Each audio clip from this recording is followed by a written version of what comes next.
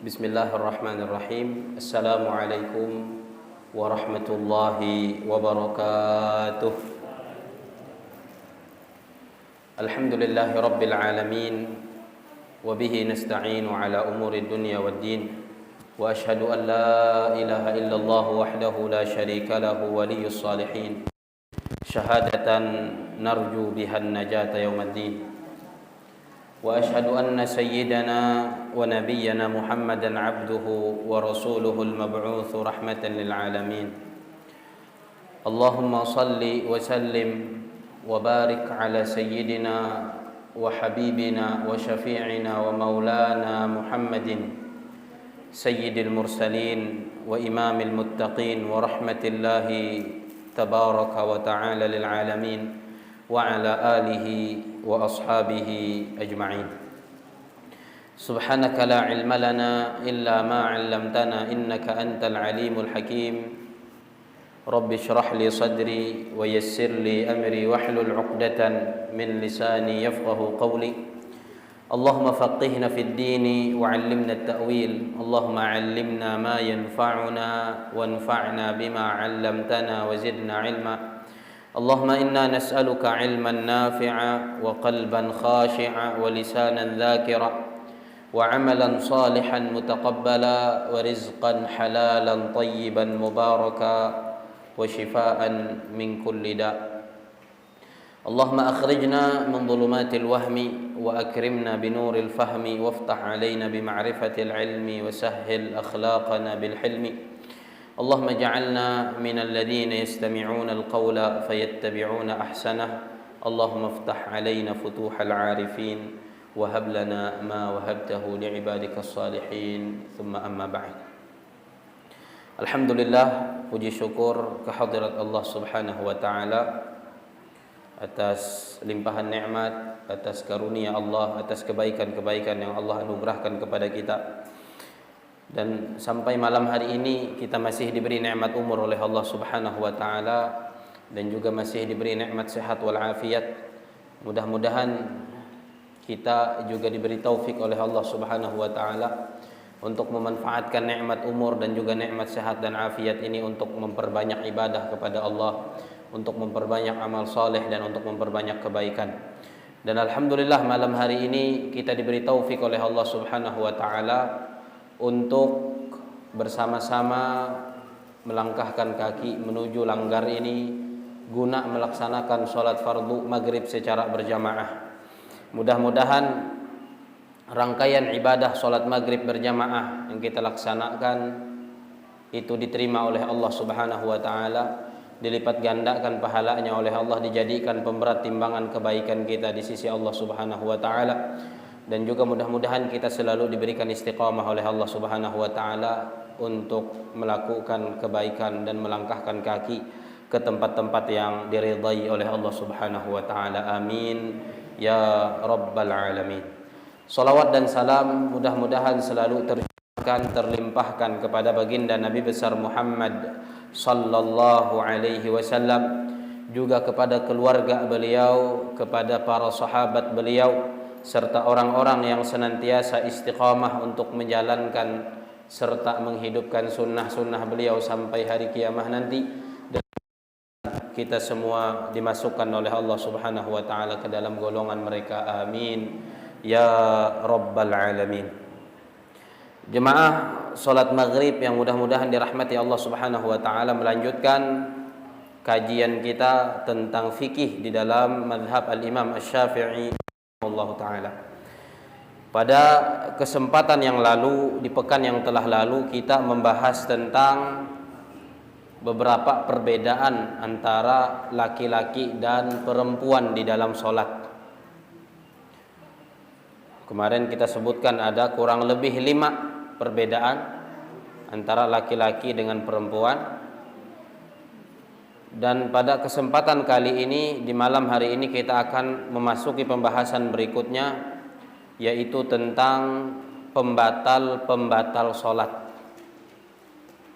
Pembahasan itu adalah perkara-perkara yang dapat sholat itah menjadi batal, atau perbuatan-perbuatan yang bisa menyebabkan sholat kita menjadi tidak sah.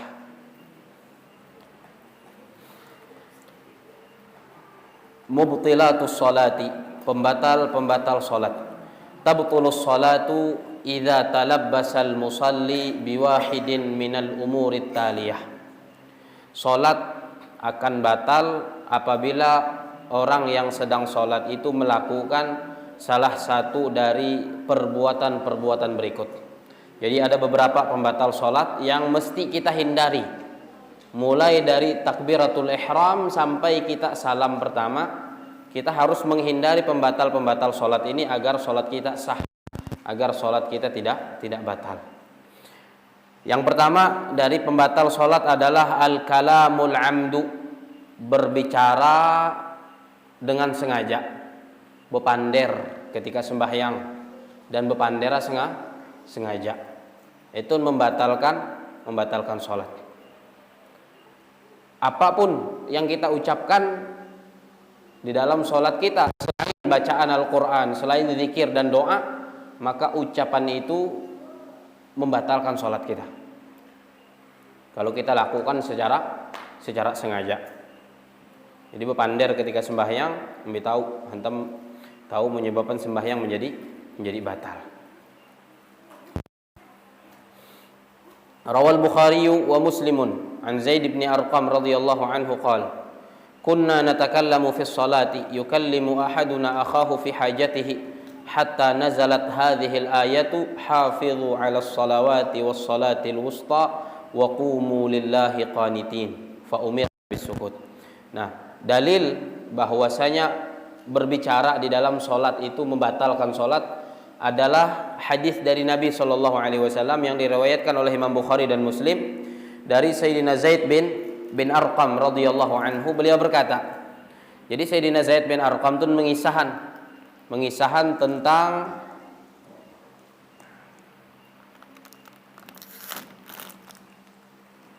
keadaan para sahabat ketika awal-awal Allah Subhanahu wa taala menyuruh sembahyang, memerintahkan atau mewajibkan sembahyang. Kikon Sayyidina Zaid bin Arqam, kunna natakallamu fi shalah. Dulu kami itu saling bepander ketika sembahyang. Jadi masih bepander. Yukallimu ahaduna akhahu fi hajatihi.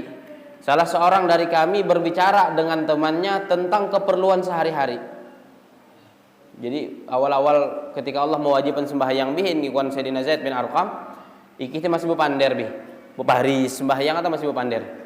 Masih bepander. Jadi nang ije memander kawalah hila sambila atau hilak kentau ya memandir masalah keperluan sehari-hari. Itu awal-awal sembahyang bepander dunia. Itu bihin nikon beliau hatta nazalat hadhil ayah, sampai turun firman Allah Subhanahu wa taala, kikuan Allah hafizu 'alas salawati was salatil wusta wa qumu lillahi qanitin. Peliharalah, jagalah salat 5 waktu dan juga salat wusta, maksudnya adalah salat asar. Wa qumu lillahi qanitin, dan berdirilah menghadap Allah dalam keadaan khusyuk. Lalu ikhwan Sayyidina Zaid bin Arqam fa umirna bis sukut, lalu kami disuruh untuk diam. Ikhwan Allah, berdirilah dalam salat itu menghadap Allah dengan khusyuk. Artinya ela bepanderin. Hantam kalau bepander bila kawa khusyuin. Coba gitu. Nang bila bepander gin kadang-kadang bila khusyuk, apalagi sambil berkisah dengan pekulaan. Tete lebih tidak khusyuk hindai.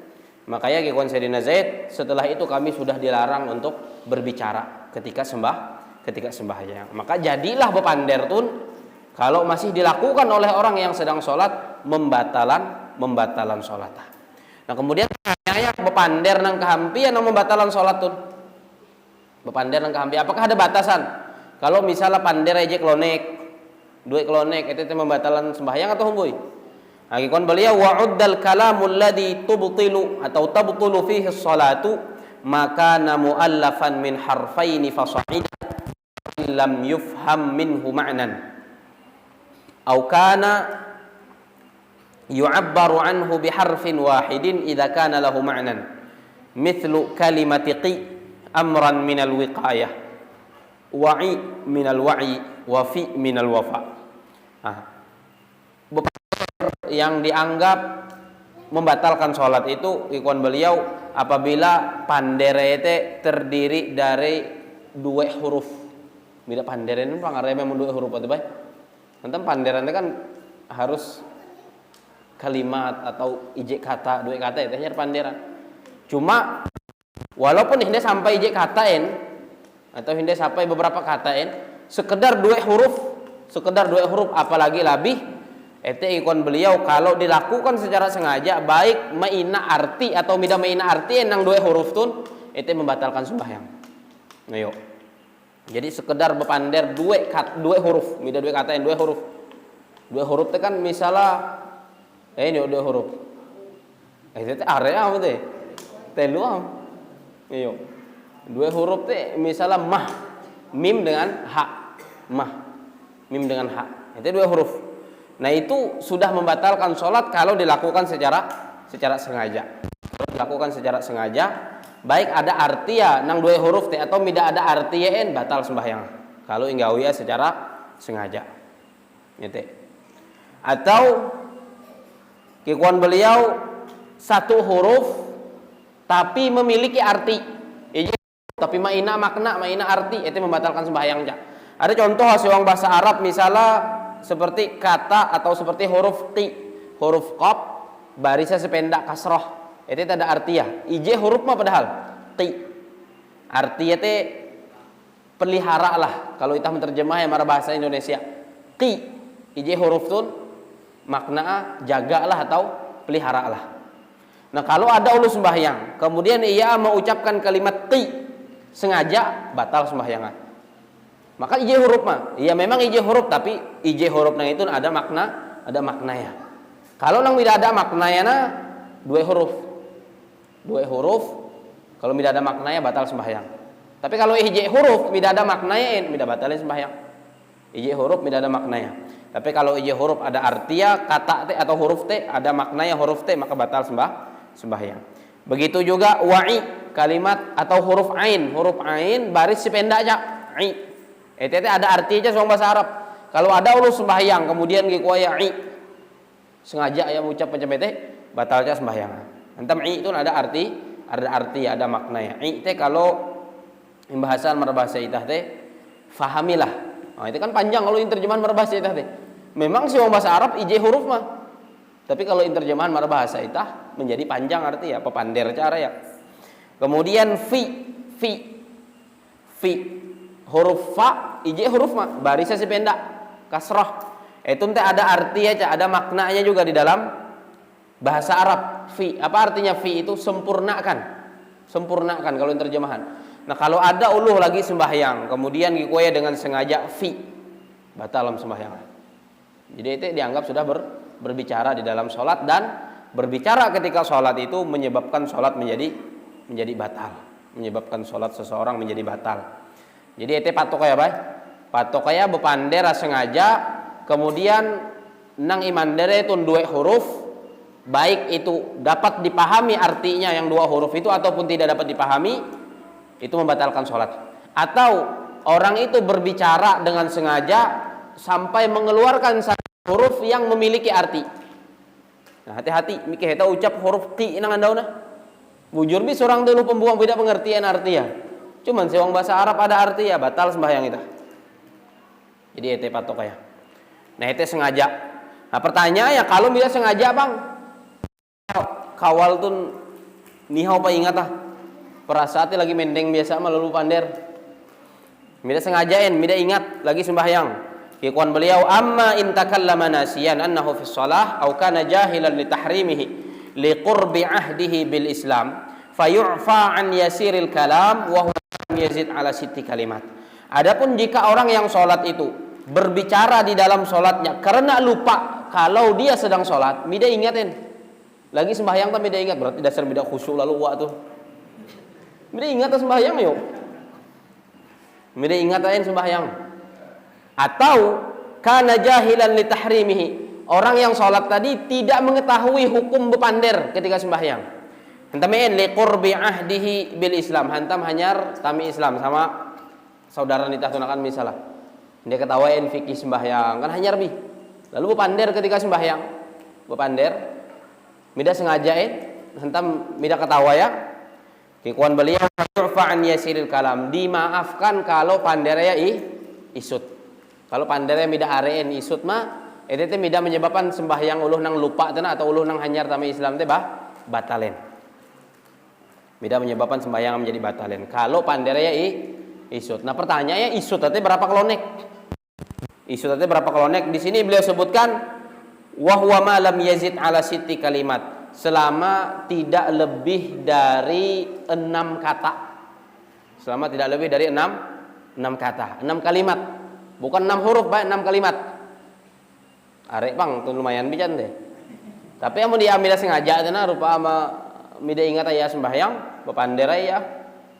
Amun dia apandai nang gara-gara mida sengaja tuh kurang dari 6 kalimat, maka mida batalin sembahyang. Mida batalin sembahyang. Amun mida sengaja tuh.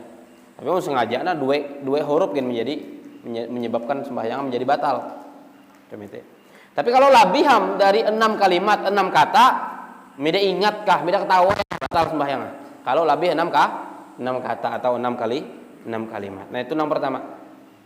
Jadi bujur hati-hati sembahyang. Hati-hati benar ketika sembahyang. Oke kan mahayal bang. Bepander dengan ulu mahayal deh. Lupa bepander bujuran nyame ya. Menjadikan kalau arek bebanaran teh mida ingat maka menyebabkan sembahyang menjadi batal. Nah itu yang pertama. Kemudian yang kedua dari pembatal salat adalah al-fi'lul katsiru. Wal maqsudu bihi al-fi'lul mukhalifu li af'alis shalah bi syarti an yakthura wa yatawala li'annahu yatanafa ma'a nidhamis shalah. Wa dhabitul kathrati 3 harakatin fasa'ida wa dhabitul muwalati an tu'addal a'malu mutatabi'atan bil 'urfi fa inna sholata tabtulu. Pembatal salat yang kedua adalah gerakan yang banyak. Arek gerakan ketika sembahyang. Dan gerakan ini bukan termasuk gerakan salat. Mida termasuk gawian sembahyangin, begerek dan gerek ke arek, kemudian gerek nang arek itu berturut-turut. Berapa jumlah gerakan yang sudah membatalkan salat itu? Ikhwan beliau 3 harakat, 3 kali begerek. 3 kali begerek. Rupa lagi mendeng linggang. 3 kali kemudian berturut-turut itu batal sembahyang. Hantamein sudah dianggap apa? Bergerak dengan gerakan yang banyak. Jadi patokan gerakan itu sudah dianggap banyak adalah 3. Apalagi kalau labih. Atau misalnya ketika i'tidal. Kadang-kadang ada deh kejadian. Ketika i'tidal kan sami Allahu liman hamidah, lenge itu tahu mengayun kayak maka sambilkan tahu itu berapa kali teman sambilkan tahu deh hilah sekan tahu begerek hilah sambil begerek lalu bi makanya saya sunyi lenge itu jadi i'tidal teh kalau perlu andak setuai narenang tahu meleketan supaya tidak begerek. Ya ada loh nang kebiasaan macam itu. Itu tahu menyebabkan sembahyang menjadi batal. Arek begerek telu apalagi lebih dan gerek itu berturut-turut. Gereka berturut-turut. Artinya kalau gereka tidak berturut-turutan tidak membatalkan sembahyang. Misal rupa bau untuk mepet nyamuk, mangkit nyamuk. Lalu hendak begayau, tapi begayau tidak sekaligus nang berturut-turut sekali gayau pak itu hawaya kai lalu besalang lenge situ lebih mbah teh sekali nembar hunjun besalang dai mbah teh tarik nembar pendah besalang dai itu tidak berturut-turut naraya jadi nang berturut-turut teh nanti berturut-turut ya itu teh batalan sembahyang kalau telu apalagi lebih gerekah atau berturut-turutnya tapi tidak sampai teluin 2 kali mah. Bagar 2 kali. Jadi gerakan yang banyak yang berturut-turut itu dapat membatalkan sembahyang.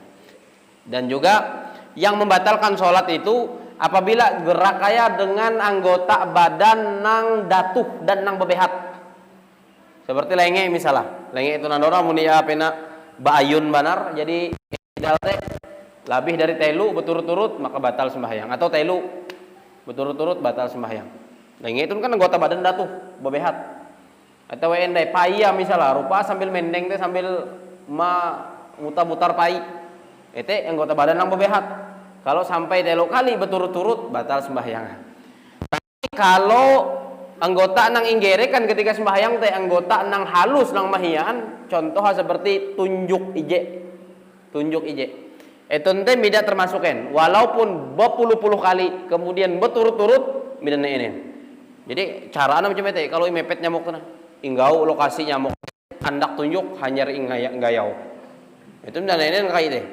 Hentamen midana ini hentam itu kan anggota nang mahian, anggota halus. Anggota halus.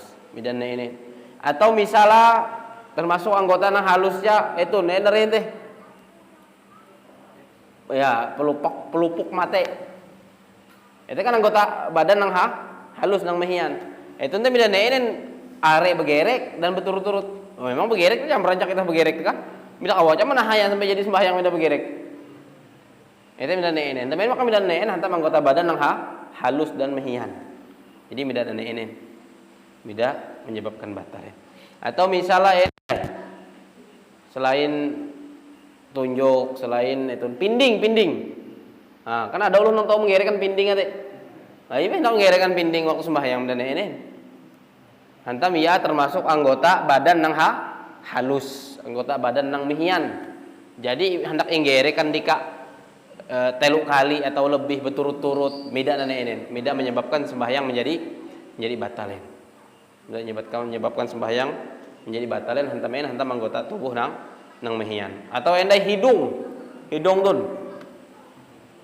hendak menggerekan hidung dan ini hantam anggota tubuh nang halus nang mehian dan yang lain enggak ubine anggota badan nang halus di badan dah tuh mun nggerekan dika mida dan ini. Tapi kalau anggota badan datuhna kalau gerek ka are kemudian berturut-turut maka itu membatalkan sembahyang. Kemudian yang ketiga, pembatal sembahyang yang nomor 3 adalah mulaqatu najasatin li thawbin aw badanin. Wal maqsudu bil mulaqah an tusiban najasatu syai'an minhuma thumma la yubadirul musalli ila ilqaiha fawran. Fa 'inda idzin tabtulus salatu li'annahu hadatsa ma yatanafa ma'a syartin min syurutis shalah wa huwa taharatul badani wath thawbi minan najasati. Fa in asabathu an-najasatu bi ilqa'i rihin aw nahwihi wa tamakkana min ilqa'iha anhu fawran bi an kanat yabisatan lam tabtul salatuhu. Pembatal salat yang ketiga adalah terkena najis ketika sembahyang. Karena najis. Pakaian itah atau badan itah. Jadi takbiratul ihram Allahu akbar. Rupa pas sujud tidak tekana tain tasak. Nah, itu membatalkan sembahyang. Atau baju nitah yang apa itah tapi hitah misalnya karena najis. Itu membatalkan salat. Tapi kalau seandainya pas kena deh langsung ini jauh ya dari iya maka tidak batalin sembahyang dilanjutan bi. Tapi itu syaratan najis teyah. Kalau najis basah pasti akan meleket ke si badan itah atau si baju nitah. Jadi kalau ada najis teyah kemudian mengana itah ketika kita lagi sembahyang amun kawa menempeye langsung tapi lah menempeye marah kawal bay. Kesian kawal endai kawal nang batal. Maksudnya nejawan dari itah kayak maksudnya. Dan itu najis itu nang langsung kontak marah badan atau marah tapi baju nitah. Tapi kalau baya sejajar dengan usuk kita ketika sujud, ini termasuknya nanti. Mikir ketika sujud si penda usuk ada najis misalnya, tidak masalahin. Jadi nang membatalkan sembahyang ketika langsung berkenaan dengan badan nitah, langsung bersentuhan dengan tapi baju nitah, itu yang membatalkan sembahyang. Kalau najis sana teh ya langsung kita kawa mah menganaya atau menejawaya dari badan itah atau dari tapi baju nitah, maka mida jadi batalin sembahyang itah. Jadi batalin. Tapi kalau najis basah, itu tidak kawa hendak i ngana-ngananen. Antam bacaan meleket ya. Meleket. Pasti ada tersisa si tapi baju nitah atau si badan itah kalau kana itah teh. Nah itu kena najis tuh. Nah hampir kalau misalnya itu ada uluh sembahyang kemudian meintan anak uluh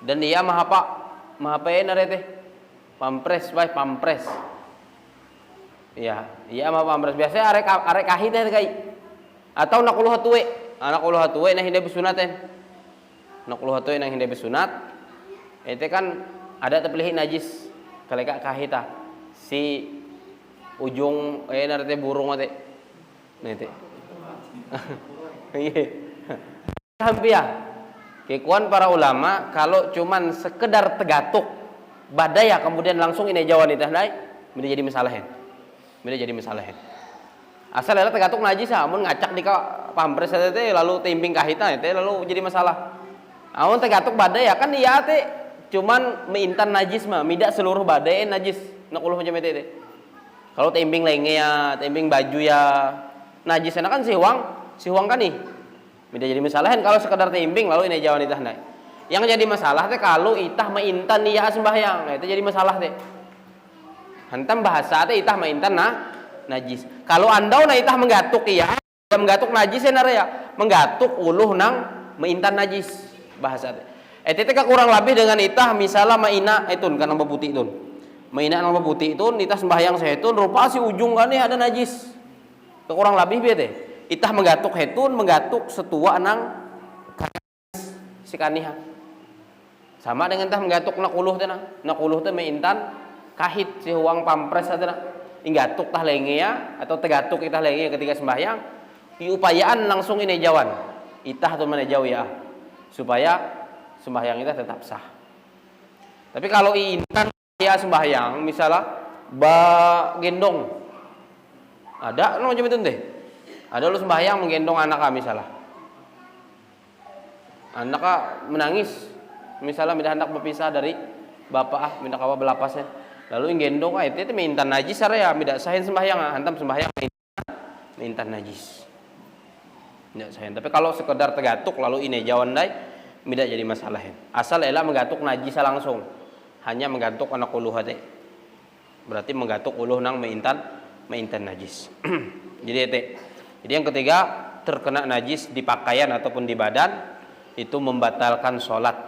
Tapi kalau bisa segera dijauhkan najisnya, najis itu najis kering, maka tidak jadi membatalkan sholat. Kemudian yang keempat, inkishafu syai'in minal aurah. Membatal sholat yang keempat adalah terbukanya sedikit dari aurat.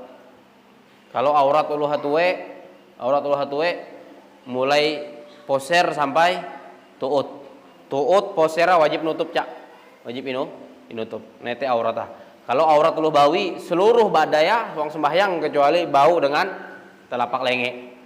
Nah kalau seandainya ketika itah sembahyang terbuka isut dari aurat itah teh maka ete menyebabkan sembahyang itah menjadi batal.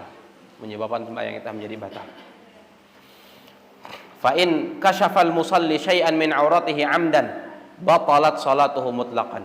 Apabila orang yang salat membuka auratnya dengan sengaja maka langsung menjadi batal sembahyang. Rupa sengaja aja membuka aurat lagi ya sembahyang itu langsung batal sembahyang. Amma in kasyafat biduni qasdi. Tapi kon beliau apabila aurat terbuka tapi midai yang ngajain misalnya uluh sembahyang talului tapi lalu langsung yang kata hindai nah itu nanti mida batalin hantam mida sengajain dia membuka aurat. Kalau sengaja yang buka auratnya otomatis langsung batal. Tapi kalau rupa terbuka kemudian langsung nutup maka itu mida batalin sembahyang. Namun langsung segera ia menutup babai amun nimbiar ya tahi gitu batalam sembahyang aja. Yukon beliau fa in Fasataraha fauran, apabila dia bergegas dan menutupnya dengan cepat, lam tabtul, maka tidak batal salatnya. Wa illa batalat, tapi amun tidak cepat menutup ketika terbuka maka batal sembahyang.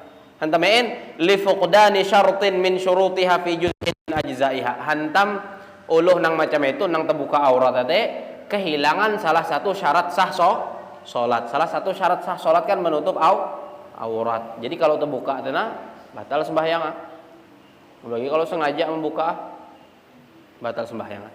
Nah kakai kita narancak kejadian bigiam kalau nyampe saya tunggai uluh nang berselawar kantat berbaju kaos kantat ketika ruku tertarik marah pendak selawar baju tertarik marah hunjun lalu kahang nang tetame aurat tun nang sejajar dengan dengan poser nang sejajar dengan pusat tun itu terbuka likuta. Bahkan kadang-kadang mohon maaf cawat tadi am tegitian. Itu miden dia Allah bercawat sampai mahalau poser miden ya. Miden. Si penda poser biasa cawat tadi. Sempak tadi. Nah, kalau sampai kegitian macam itu berarti terbuka aurat Kadang-kadang ruku macam itu, kalau sujud tambah cawat nang kegitian. Tahu lubang aja nang kegitian kan kadang-kadang macam itu. Nah itu bahaya itu kalau terbuka hantam terbuka selama masih suang sembahyang kemudian terbuka maka itulah yang menyebabkan sembahyang menjadi batal maka perlu hati-hati terhadap aurat ketika kita sembahyang. Dan itu dari maksud terbuka aurat yang membatalkan sembahyang tuh ketika terbuka dari hunjun atau terbuka dari samping-samping depan belakang. Tapi kalau terbuka dari pendak, misalnya ada uluh betapih rupa tidak berselawar ruang, itu kan terbuka dari pendak itu tidak jadi masalahin. Kalau terbuka dari pendak nang membatalkan sembahyang, kalau terbuka dari hunjun atau terbuka dari samping-samping belikat hadapan likut, itu yang membatalkan sembahyang. Nah, itu pembatal sembahyang nang nomor 4. Nah, mungkin itu lo nang nyampai pada kesempatan kali itu. Mudah-mudahan ada manfaat. Masih ada beberapa pembatal sembahyang insyaallah. Mudah-mudahan panjang umur, diberi sehat afiat oleh Allah Subhanahu wa taala, kita melanjutkan pembatal salat berikutnya. Mudah-mudahan apa yang kita sampaikan ada manfaatnya dan kita bisa betul-betul memperhatikan salat kita agar benar-benar sah dan benar-benar diterima oleh Allah Subhanahu wa taala, tidak melakukan pembatal salat. Amin ya rabbal alamin. Subhanakallahumma bihamdik asyhadu an la ilaha illa anta astaghfiruka wa atubu ilaik. Sallallahu ala nabiyina Muhammadin wa ala alihi washabbihi wasallam. Wassalamu alaikum warahmatullahi wabarakatuh.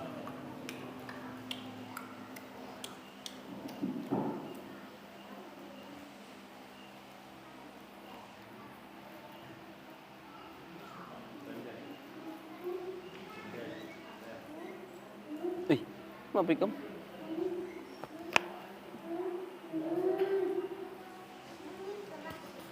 Bunyi.